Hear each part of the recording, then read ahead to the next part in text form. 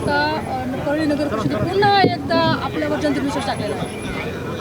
मी पहिल्यांदा परळीच्या मायबाप जनतेचे मनापासून ऋण व्यक्त करतो की त्यांनी पुन्हा एकदा राष्ट्रवादी काँग्रेस, भारतीय जनता पार्टी आणि रिपाईच्या महायुतीला आज या ठिकाणी कौल दिला आहे.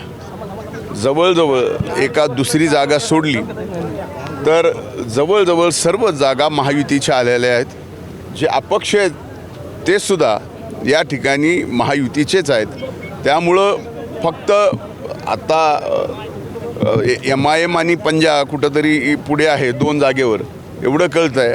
पण जवळजवळ सर्व जागेवर या ठिकाणी महायुतीने विजय मिळवला आणि ऐतिहासिक मताने नगराध्यक्षसुद्धा या ठिकाणी निवडून येतील.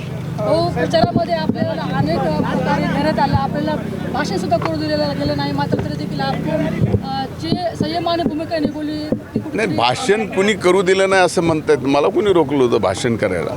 मी एवढंच म्हणलं होतं की याचं उत्तर ज्यांनी माझ्यावर टीका केली आहे, ज्यांनी माझ्या परळीला बदनाम केलं आहे, याचं उत्तर मात्र त्यावेळेस मी 2 तारीख बनलं होतं.